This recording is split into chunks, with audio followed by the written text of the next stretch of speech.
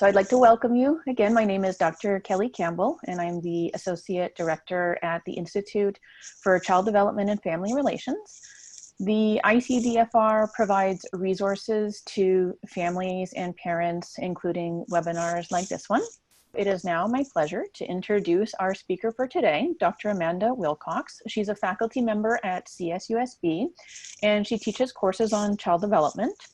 She has extensive experience teaching young children in early childhood and elementary school settings, and she supervises the Infant Toddler Lab School on the CSUSB campus. Dr. Wilcox is passionate about helping young children and their caregivers talk openly about diversity issues. This is a very timely topic for today, and we're really excited to have her telling us all about how to talk to children about race. So with that, I'll turn it over to Dr. Wilcox. Hello, everyone. Thank you for coming. I was going to say good morning, but I guess we've slid into good afternoon now. So as Dr. Campbell said, this is something that's really important to me. I actually teach about this a lot in the classes that I teach. Mostly I'm talking with people who want to be educators of young children, but most of them also are parents at some point. So hopefully this will be applicable to both people who work with young children professionally and to people who have young children at home. So we're going to be thinking about young children from about birth through early elementary school age. I'm happy to answer any questions at the end about older kids, but the focus of the presentation is on younger children. So thinking about what we can do early on. So I wanted to start by just, first of all, asking a question if you're comfortable talking to children about difference. And you can see that the little graphic I have shows lots of different kinds of differences that children might encounter. So today we're going to focus on race, but I do want you to be thinking about the fact that children, they see all kinds of things in their world. They see different shapes, and they see different colors, and they see different foods, and they see different kinds of people. And so to a young child, their whole world is about organizing the information that's coming in. So thinking about, is that a square? Is that a circle? Is that a mommy? Is that a daddy? So I really want us to think about race in that way for young children. It's just their way of categorizing and trying to make sense of how the world is structured around them. So that's just kind of our little opener there.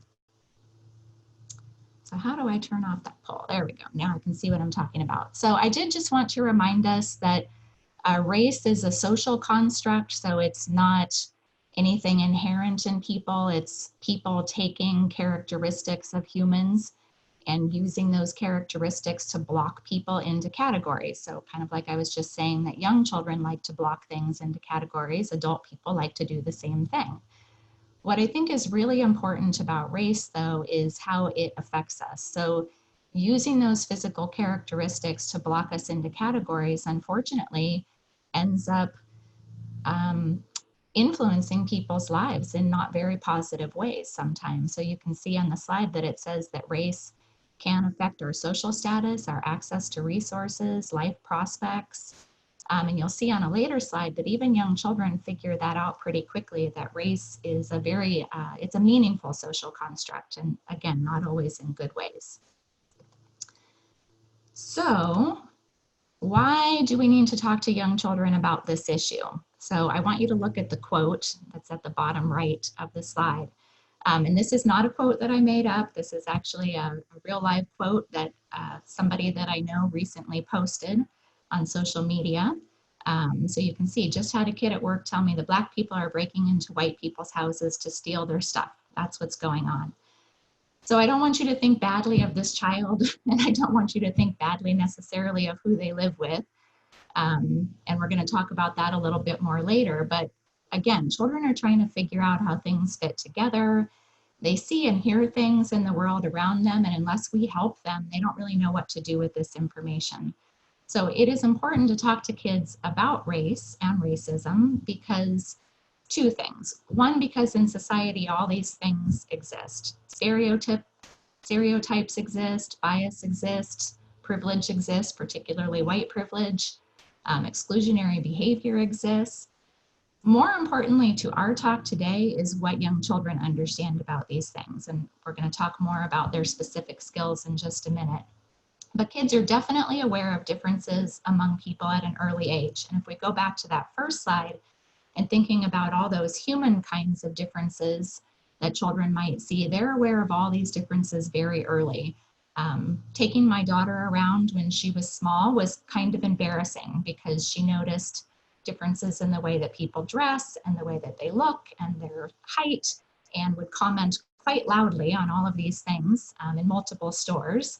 But I had to remember that that was her effort at trying to figure out the world around her, and I had to respond to that in a developmentally appropriate way. Unfortunately, that curiosity about difference can lead to pre-prejudice and possibly self-hate, not really feeling good about yourself. So we need to make sure that children learn tolerance and respect for diversity along the way, and that's what we're mostly going to focus on today. So a little bit about what young children know. So infants and toddlers, they recognize differences very early. So they recognize differences in skin color and hair color, not immediately at birth, but shortly thereafter. At some point over the first year, they are going to start showing a same race bias. And I want us to really be careful about racial bias versus racism. So a racial bias is noticing race differences and possibly being biased in some way about those differences that you notice. Racism is more about kind of a systemic keeping down of certain groups of people. Young children, for the most part, really aren't able to participate in that, but they need to learn early on that that is not okay. In terms of same race bias for infants and toddlers, this is really more about over time gazing more frequently at people who are of the same race that you're used to seeing. There's some evidence to show that infants and toddlers at some point, if they are uncertain about how they should be behaving in a certain situation, they will be more likely to look at a person who is the same race, again, that they're used to seeing, and typically that's a person of your own race, but not always. So they will look to a person of same race for more information about how to proceed in an uncertain situation. So this is what we're talking about with race bias. When kids get to be preschool age, they can identify themselves and others as being a particular race. I was going to talk about this in a later slide, but I'll just mention it now. When my son was in preschool, his best friend was a little boy who was Black, and he frequently referred to him as his brown friend. And then we had a wonderful opportunity to talk about differences in skin color, things that he was noticing. Unfortunately, also by preschool, children may exhibit even more bias than they did when they were babies, and they may start playing with children who are kind of more like them. So we notice this with gender as well, that girls start to play more with girls, boys start to play more with boys, but this can also be about race also. Now, the beautiful thing about preschoolers and young elementary school age children is they also care a lot about social justice and fairness and following the rules and those kinds of things. So this is going to give you something to work with when you're talking with children about race and other differences that they see. And we'll talk about that a little bit more later when we talk about specific strategies for how to help children understand the world around them. So young school age children, still they tend to favor kind of characteristics of their own group. Unfortunately, we do know that white children are more likely to exhibit this bias than children of color are. They definitely by now are picking up on racial attitudes of adults around them. We'll come back to that topic a little bit more later also. They are starting to associate certain characteristics of people, including race, with more status and power, which is also unfortunate. But again, we've got this other piece to early elementary school age children that they really want to protect fairness and be supportive of rules. So again, that gives us something to work with when we're thinking about children's developmental skills. One of the things that I always tell my students is that You have to understand children's development. That is your starting point, and it is your answer to all of the questions that you have. So if you're not sure how to proceed in a conversation with a child, you have to come back to where they are developmentally. So the more you know about these developmental milestones and the more that you know about what children are capable of at a particular age or stage, the better you are going to be at interacting with them and thinking about what's the right strategy here. I think a lot of times when we don't know a whole lot about children or sort of where they're at developmentally, that's when we have a hard time picking strategies that could be helpful or useful. So I know that sometimes I think my students feel like all we do is talk about developmental milestones and spend a lot of time, going over all those ages and stages, but it really is kind of your starting point for everything that comes after so that you can do a good job with young children. So this is just another graphic. I don't want to go into a lot of detail on this one. I don't know about you, but my social media feed has been blowing up over the last couple weeks. There have been so many good things that people have shared about this topic and about talking to young children about race and racism.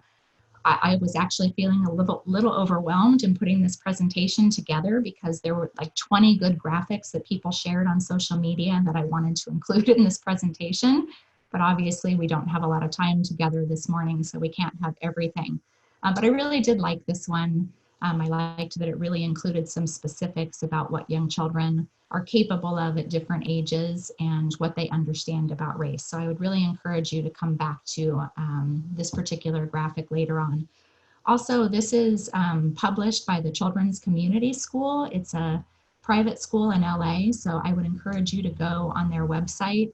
I also, at the end of this presentation, I put some resources for you, and I put their website. They have a lot of social justice resources that you might want to take a look at. So moving past sort of why we should talk with children about race, I really wanted to move into spending most of our time thinking about what we can do to help children think about this topic and maybe to help prevent some of those issues that come from not talking about things and not being open and honest with young children. So there is a kind of movement, and it's called Antibias Education. There's a great book, I don't know if you can see it very well, but it's called Antibias Education, and it's by Louise Derman and Julie Olson Edwards, and I also have some information about that at the end of the presentation. But they kind of came up with this idea that we don't want to just be multicultural in our education approach. One of the other great social media posts people have been putting up is inclusive education versus anti-bias education. So inclusive education is like, oh, we have to talk about everybody. Anti-bias education is we should talk about everybody, and we should also make sure that we're proceeding in a way that's fair to everyone.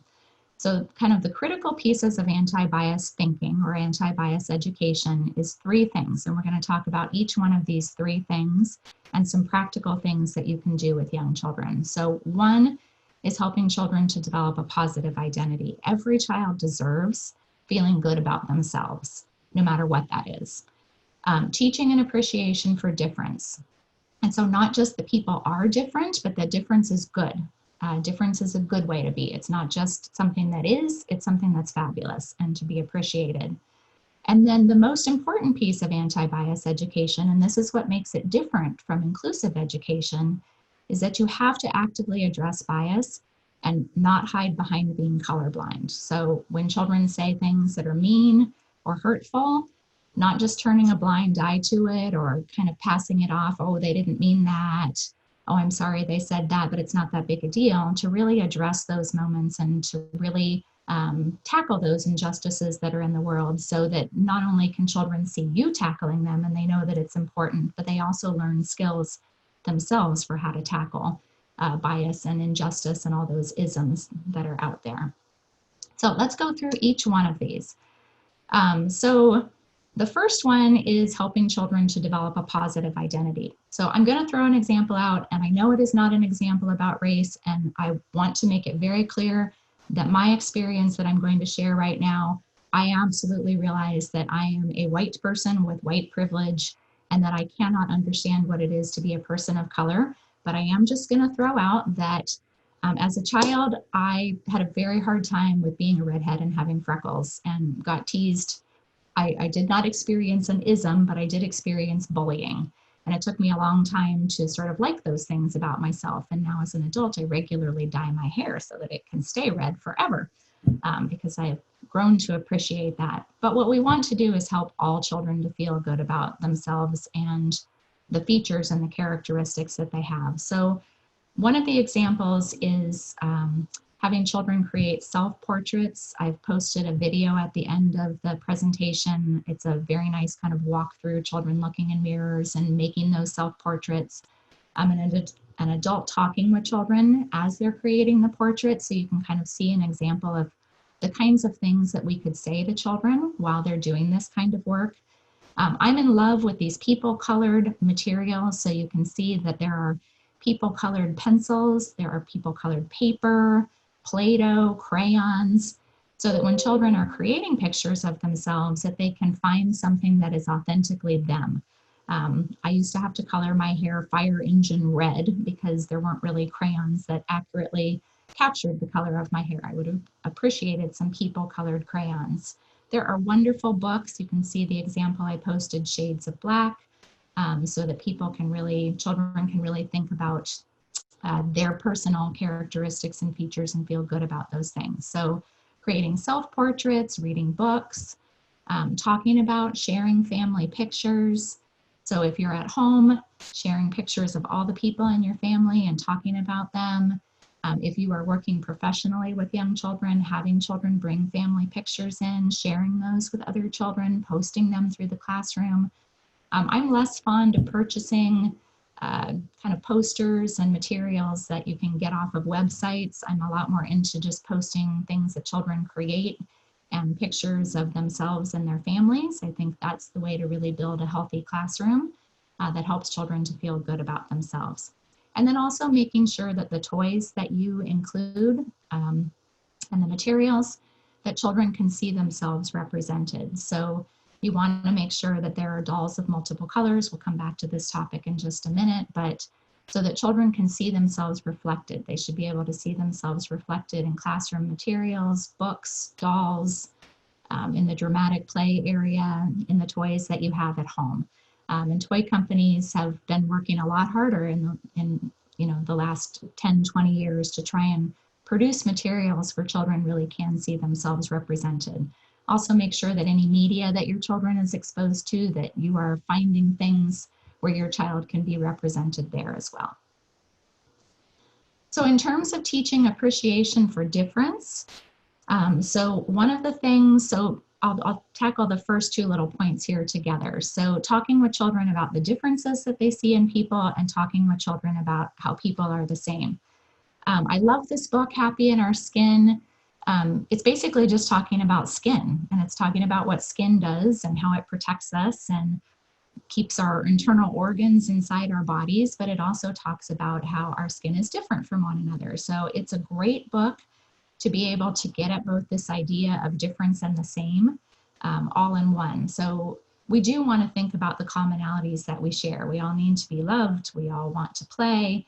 There's so much that people have in common, but we also don't want to sweep those differences that people have under the rug.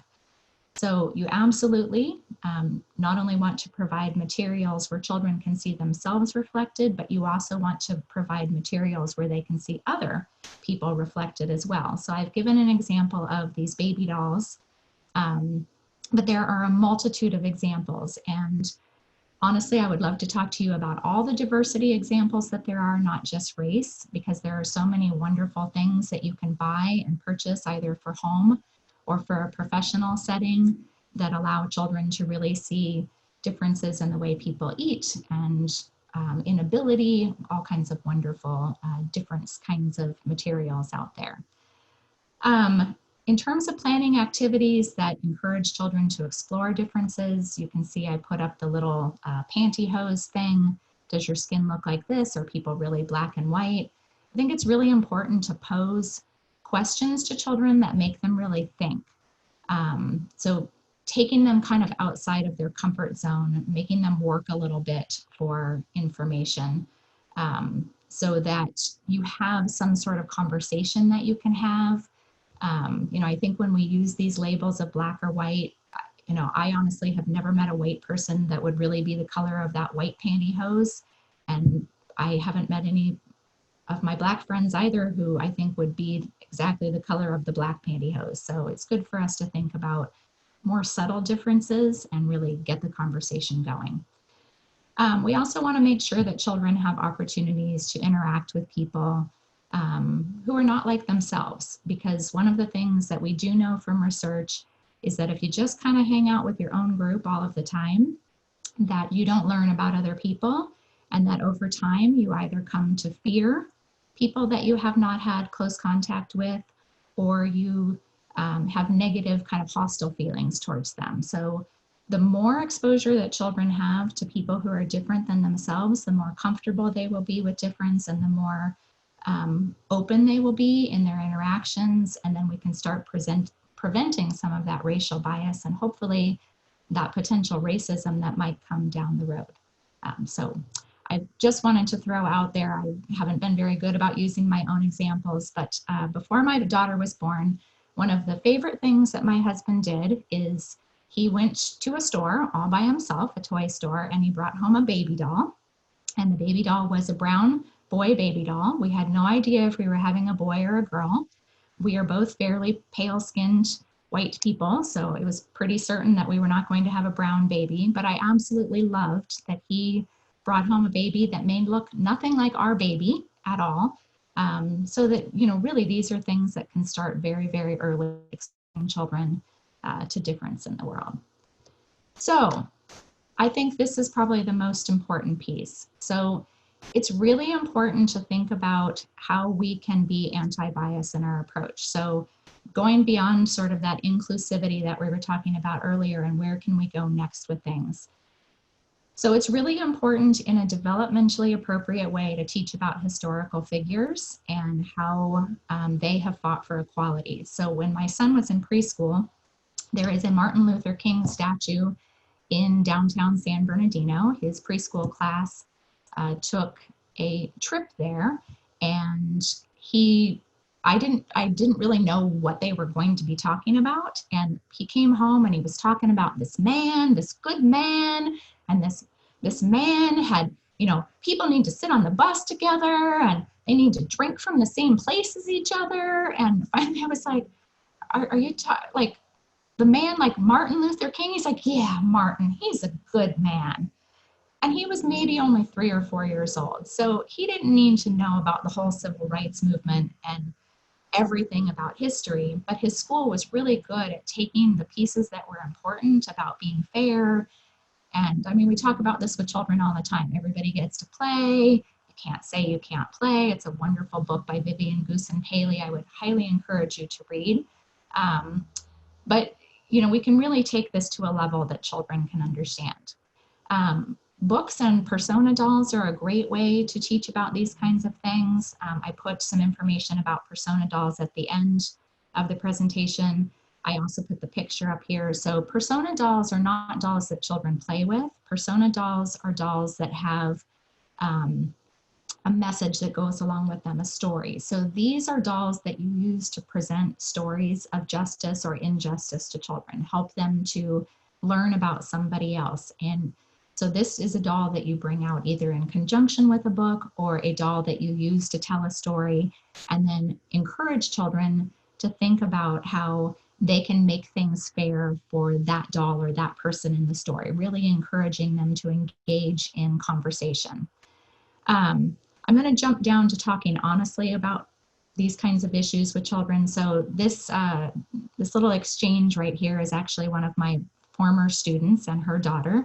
They have wonderful conversations with each other. I think she should be the one teaching this session for you all, but this is a snippet of a very long conversation that my previous student had with her daughter, who is an early elementary school age child. So you can see that she brings in history. She talks with her child about racism. Clearly, these are conversations that are ongoing.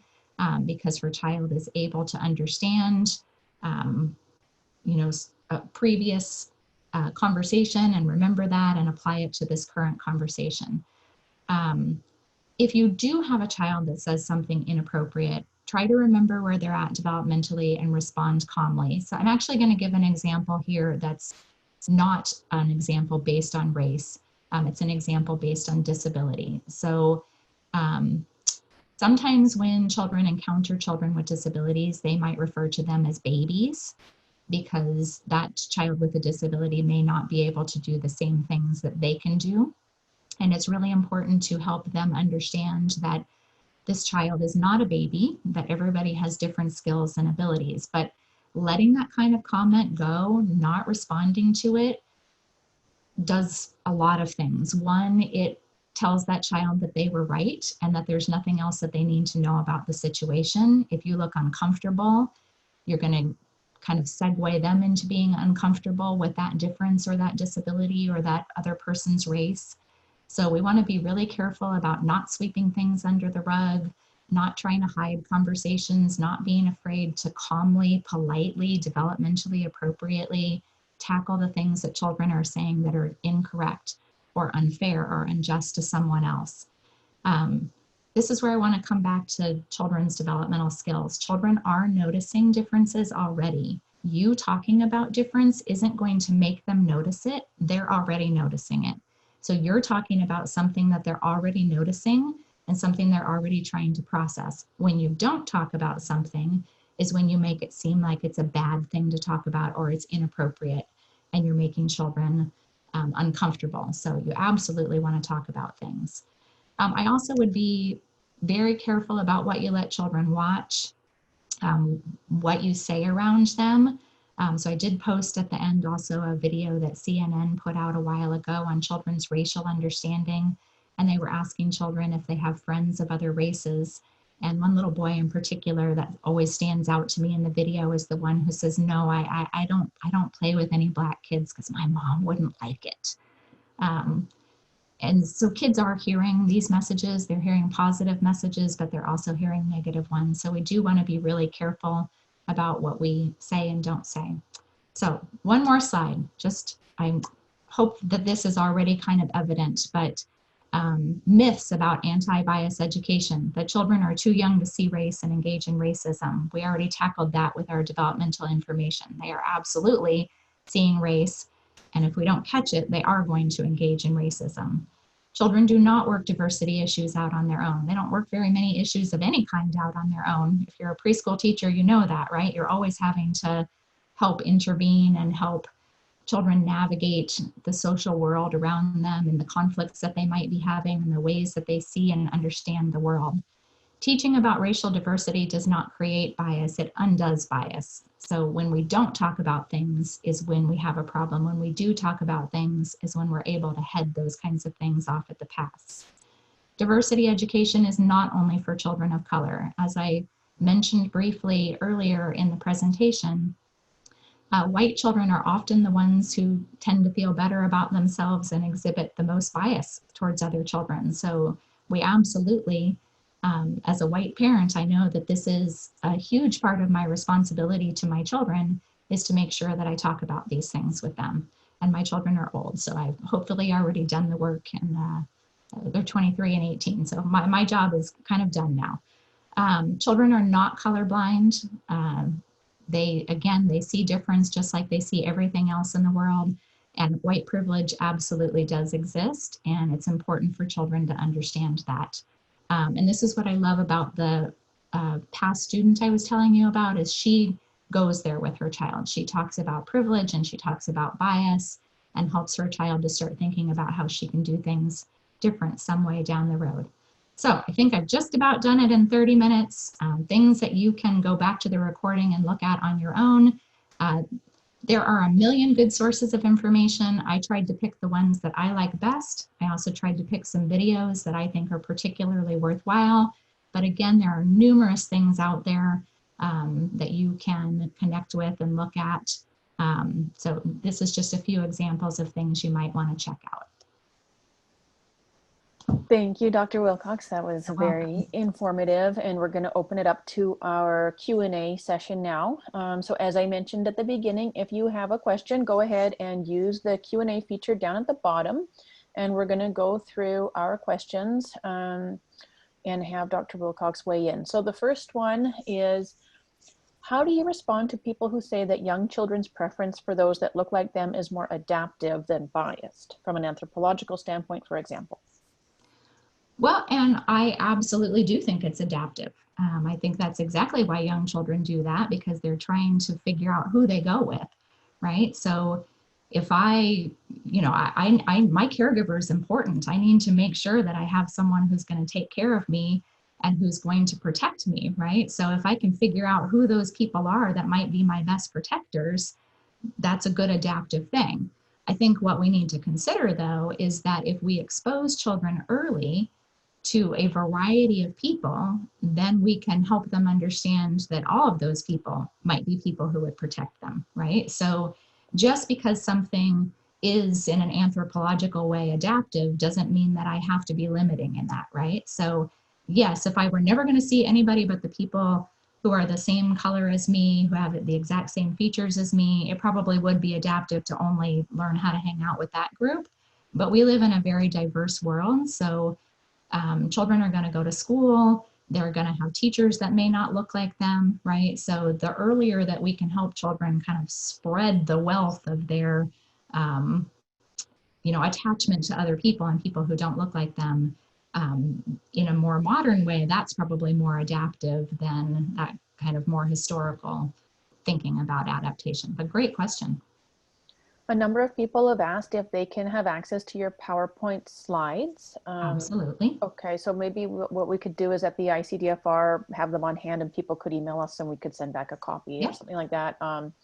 When we post this video up on YouTube, it will be on the ICDFR's YouTube page, or channel, I should say. And we might consider adding in the description, maybe access to a Google Drive where we have the slides. So we'll think of a way to get the slides out most efficiently. Okay. No, thank you for that. So let's see here. One person says, can you do your screen share again and put the resource slide back yes. up? Okay.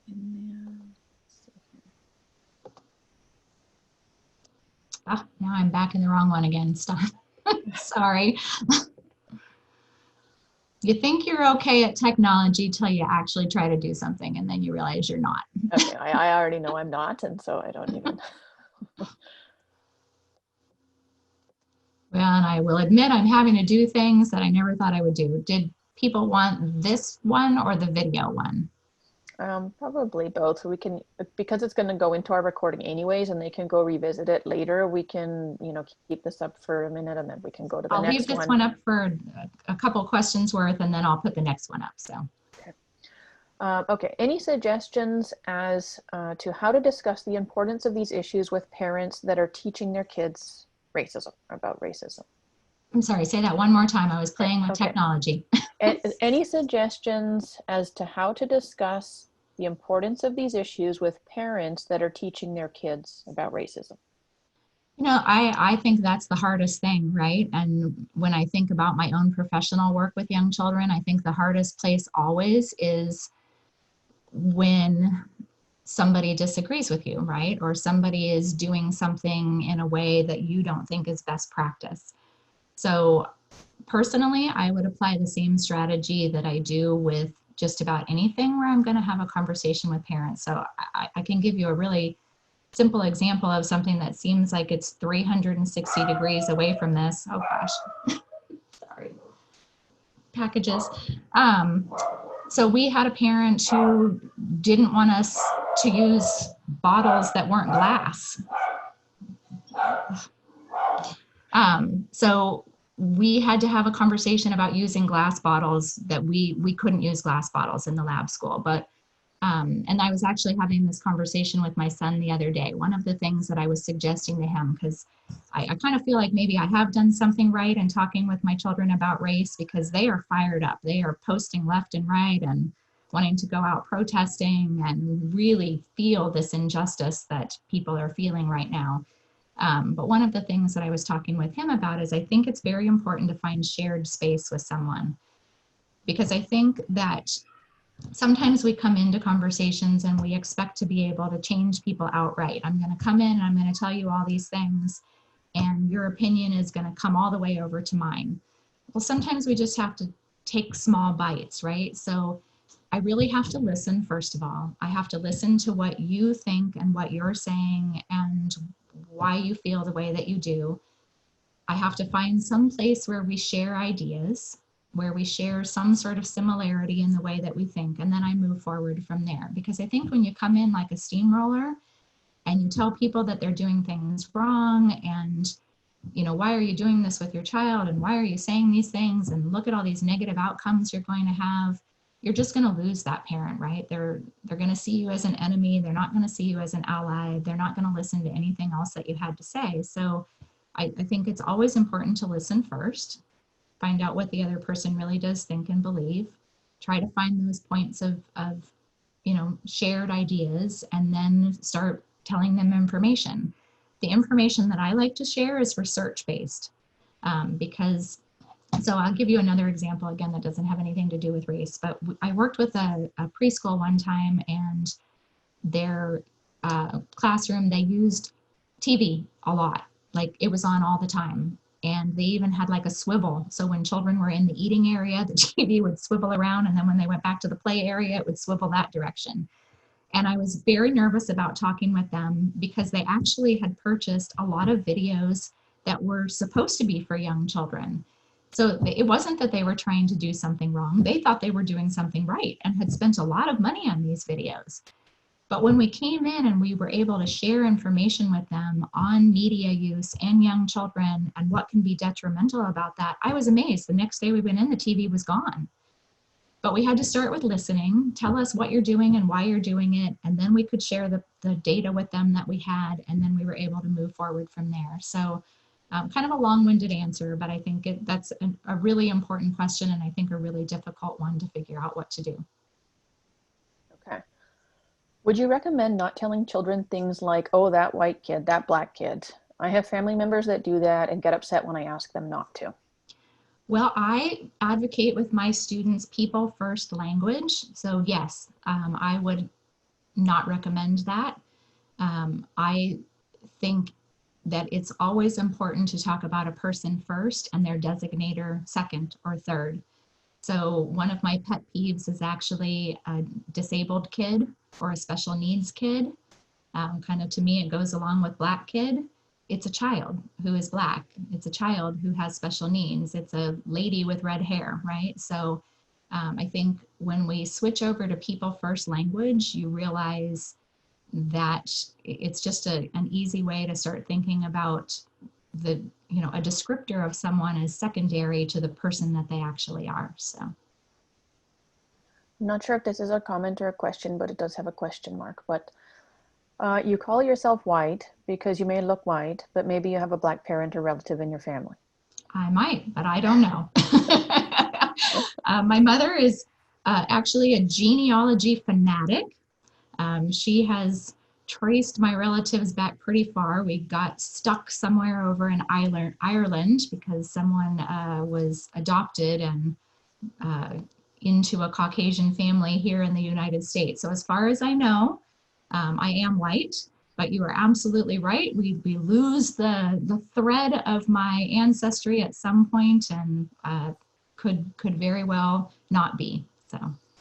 Okay, what is the best way to explain the situation of George Floyd to my 10-year-old to help her understand it in a way that she doesn't feel the need to pick a side? I feel like this is what's going on around, and she has just started asking questions.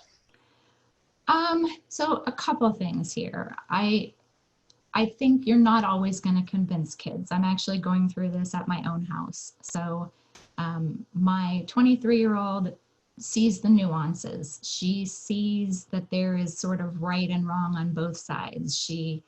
Her understanding is just a lot more sophisticated. She's at a different place developmentally. My 18-year-old, he is rabid about this, like much more so than a 10-year-old would be.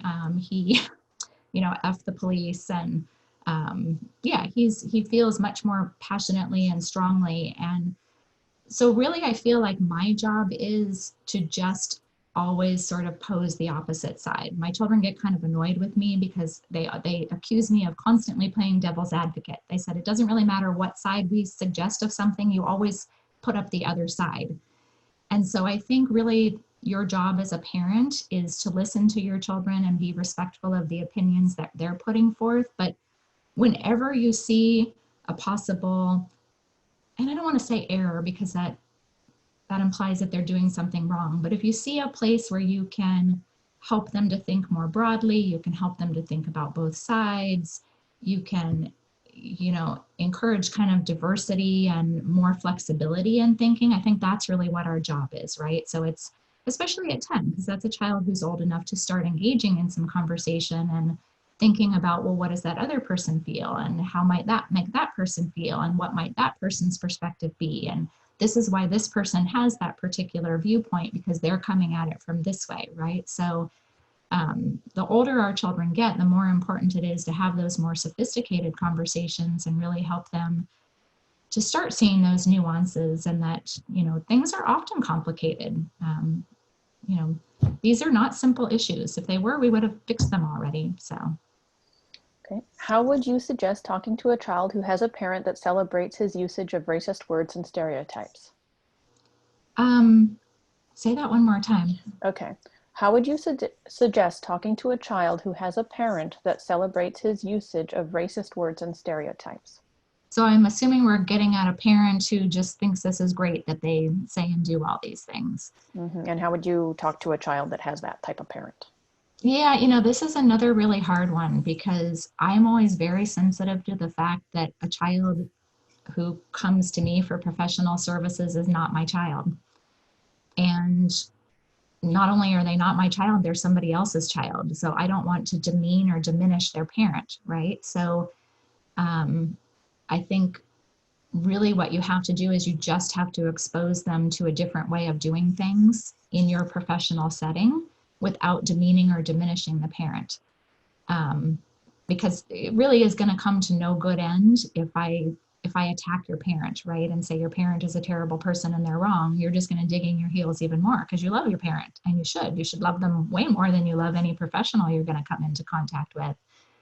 So I think a lot of times it really is just showing children a different way of doing things. So again, this is not a race example, but a lot of parents they're totally fine with weapon play. Most preschools are not fine with weapon play, and it's just not allowed at schools. And children learn pretty quickly that this is what I can do at home and this is what I can do at school. And we usually just say, at school, we can't do this. This is not okay here at school, right? So I think that is the simplest way. I think, another strategy is, again, getting to know that parent, not bringing them in just to talk about those kinds of things, but saying good morning when you see them, sharing things that are going on with the child. And that opens the door to be able to talk about other things if you build a good relationship with that family. And those are the hardest families to build relationships with, the ones that you disagree with how they're doing things. But that's probably the most important parents to build relationships with. So. Okay. My daughter early on started seeing differences as you stated. However, when watching TV, when describing a character, she will often say the black kid or the brown kid. And recently her dad reprimanded and said, saying things like that was rude. I wasn't sure how to address either of them. What would you suggest? My daughter is 5. So I actually, my own child did something that was quite rude one time, and I really wanted to tell her she was rude. And thank goodness I had another child development friend at the same table. So she was about 4 and close to 5. We were having a meal with 2 other ladies, and she pointed around the table and said, you're fat, you're fat. And then she pointed at me, said, you're a little bit fat. And then she pointed at herself and said, I'm little. And my first reaction was exactly that. Oh my gosh, how rude. I don't say that. That's terrible, right? Well, thank goodness my friend said, you're right. Everyone's different sizes. Some people are big and some people are little. And when I thought about it later, when I had a moment to not be embarrassed, I realized that I had been working very hard to teach her about diversity, diversity in all kinds of ways, diversity in size and people.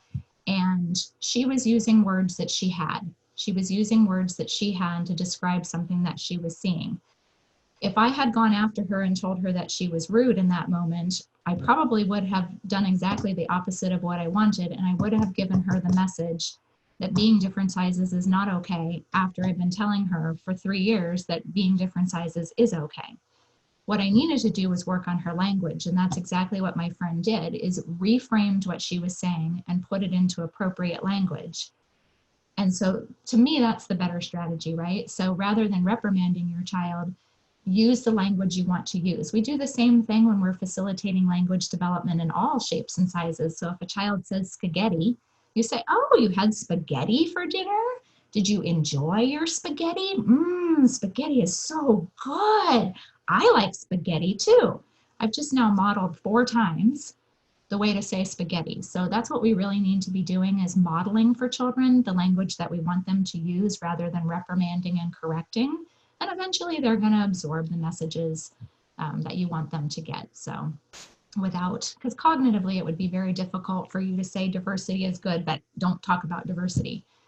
It's really more helping them to adjust their language and get better at it, get better at talking about the differences that they see.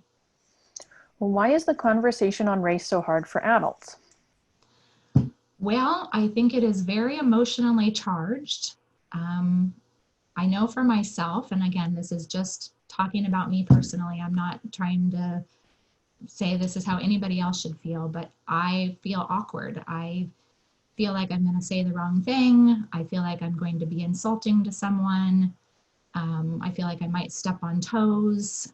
I'm very thankful to have some friends who are of a different race than myself, at least from what I can physically tell, who are very comfortable at having open conversations. And I feel like I can ask questions or say things without fear of, I feel like if I were going to say something that they would tell me, hey, don't say that, that bothered me, that was offensive. But I think it's just so hard for us to think about what is the right thing to say. So, I think that webinars like this, not about myself and me being the person doing it, but I think that conversations like this are so important, right? So that we can start building commonalities in our language, and we can, really have open conversations about what should we be saying, what shouldn't we be saying. I think about maybe how I talked about this topic 10 years ago versus how I talk about it now. I always make sure every time I give lectures that I go and try and look up any new information to make sure that I think language is really important. I think being precise in our language and how we say things. This is one of the conversations that I've had with my son a lot recently is, he keeps wanting to say all cops are bad. And I keep trying to talk about blanket statements, right? That when you make blanket statements about something, maybe that isn't the language, the precise language that you wanted, right? Does that really convey what you actually wanted to say? If it does, then that's great. If that's your opinion and that's what you wanted to convey, but I think we have to be so careful with language that we use and how we're saying things. And yeah, I just think it's just a very emotionally charged, and people suffer because of the way that other people treat people. So. And I will say some people don't have the skills or know where to get the appropriate information. So they just pass along opinions without knowing the facts. And they just need a little help figuring out. I would absolutely agree. Yes. Regarding the CNN video you mentioned with the child that stated he was not allowed to have Black friends, how would you address that issue if you were the teacher being told this? So I think this comes down to what people do at their homes versus what you do in your professional setting. I really quickly mentioned Vivian Goosen Paley. So she has written several books. These actually came out decades ago, but one of her catchphrases is, "You can't say you can't play." And so a lot of schools adopt this little mantra that they teach very young children. And it doesn't really matter what the child's family is doing at home. This is what we do at school. And at school, everyone doesn't have to be friends, but everyone gets the opportunity to play. And you can't tell people that they can't play with you at school because that's unfriendly, unfair kind of language, right? So again, I just really think sometimes it comes down to, this is how it is at school, and maybe this is different at your house. And hopefully that child is able to take some of the experiences and the opportunities that they're having at school and translating them at home, bringing them home. But yeah, that's one I don't think I've quite figured out the resolution to those kinds of things yet. So still working on that. We have a lot of questions. So I'm going to keep this going until about 1. We won't get all the questions addressed, but I'm just going to keep going through until that time. So with social distancing, I feel like my child is becoming fearful of people that do not look like members of our family. She's 18 months old. Very interesting. Yeah, I mean, and if we're thinking about that from a developmental perspective, that's kind of right at that age where those kinds of things are happening. You know, for that one, I think that, babies of that age, they're often kind of fearful of people who aren't aren't the people that they see all the time anyway. They're, kids of that age just aren't real comfortable about going to people that they don't know. So I'm pretty confident that that one will resolve itself once you can get back out into the world and get them interacting with folks again. And remember, also, if we're thinking about that developmental piece, that your baby is going to look to you for reassurance about how they should respond in a situation. So social referencing is very powerful. So if you go back out into the world and you are fearful of someone who looks different than your family, then your child is going to pick up on that. So if you go forth into the world again when we're all free to go back out, and you are comfortable in settings with other people, and then your child's going to look to you and they're going to pick that up. So I think that is an interesting but I think it's temporary. So. As an early childhood educator for preschool, when should we introduce this topic to our students? In the beginning of the school year or a few months in? You know what? So this to me is one of those things that just should permeate everything that you do all of the time. So I wouldn't have this necessarily be special things that you're doing or every now and then kinds of things that you're doing. These are things you do every day. So really think about materials that you have available in your classroom. Look at the things you're putting on the walls. Look at the things that you're putting in each area to play with and make sure that they are representative of a variety of people. I would suggest at least, like when you're reading books, make sure that the books that you're choosing are diverse in nature. And, going back to that first slide in the presentation, make sure that they represent diversity of all kinds, right? So that we're not just getting at racial diversity, that you're really thinking thoughtfully about how you can introduce all of these different kinds of diversity for children. Yes, you do want to plan some activities. I wouldn't wait necessarily any particular moment in time. I think these are things that you can just have as part of what you do on a regular basis throughout the year. And absolutely, anytime that you see children saying things that are unfair or inaccurate, talk with them right away about it. So even if that's day one and you've just barely met that child, but again, we want to be kind and nurturing and developmentally appropriate, because we need to remember that children are children and they don't really understand everything in the world around them, and they're trying to make sense of things. So it's not something to be angry with children about. It's just something that needs to be, if they read a wrong word or they came up with a wrong math fact, we wouldn't hesitate to help correct them and get them on the right track with those kinds of skills. So to me, this is just that same kind of skill. So. Okay, I think we have time for only one more question. We'll see. Okay. We have so many good ones in it.